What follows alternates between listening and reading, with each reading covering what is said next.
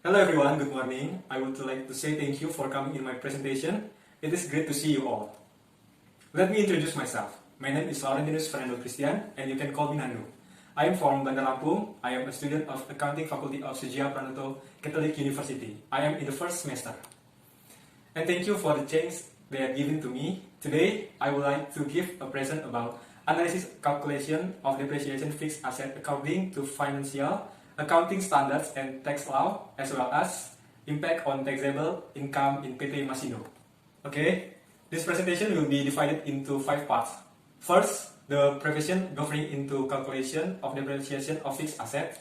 Second, definition of fixed asset and definition of depreciation accounting.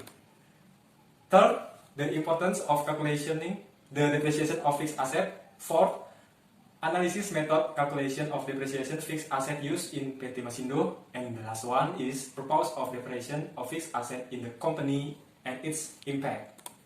Now we will get into the first part of this presentation. It is a provision governing to calculation of depreciation of fixed asset. But before we discuss about that, I should explain there are two that govern the calculation of depreciation of fixed asset. It is provision according to the statement of accounting, standard, finance, and provisions taxing law and regulations. Talking about the two, there are differences. The difference include methods, depreciation rate, and lifetime benefit or economic life of a fixed asset. Okay, now the second part of this presentation, I will tell you about definition of fixed asset and definition of depreciation accounting. Fixed asset are tangible asset or property of a company with relatively high economic value, used for operational activities to produce goods and service, with a period of usage periods aspect or 1 year period. From the above definition can be drawn the conclusion, fixed asset. It has following characteristics. First, from a physical form. Second, be permanent or long term. Third, used in corporate operations.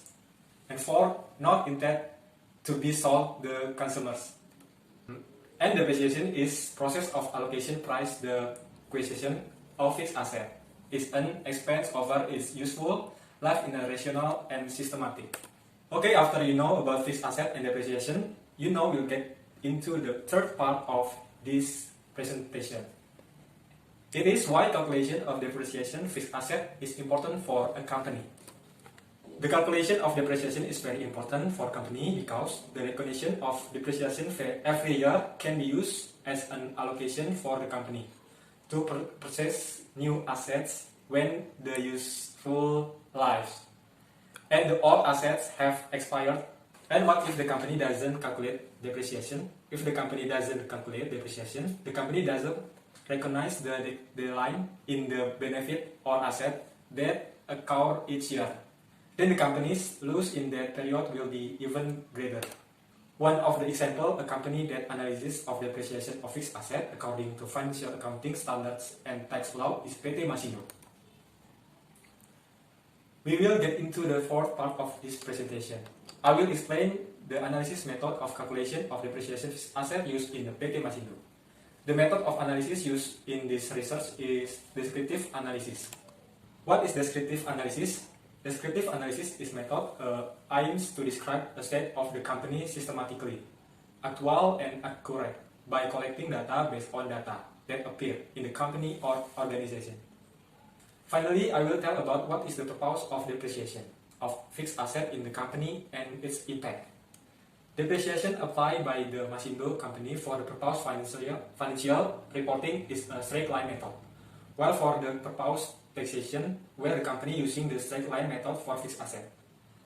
The impact is knowing the cost comparison of the report finance PT Masindo due time difference to the difference method depreciation between standard statement finance accounting number 16 and tax law number 36. Alright everyone, this is the end of my presentation. So I want to summarize additional suggestions. In my opinion, briefly and clearly.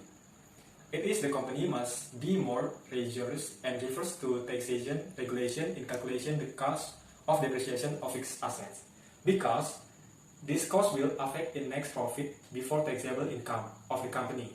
So that I will also affect the value income taxable to be paid in the company. Well, I think this presentation is enough. Okay, for all I have told you about this presentation, anybody would like to ask? Feel free to ask me here. Okay, it has been a great presentation with you all. I don't feel like I am the one who present something, but we all did. Thank you very much for your great attention and active participation.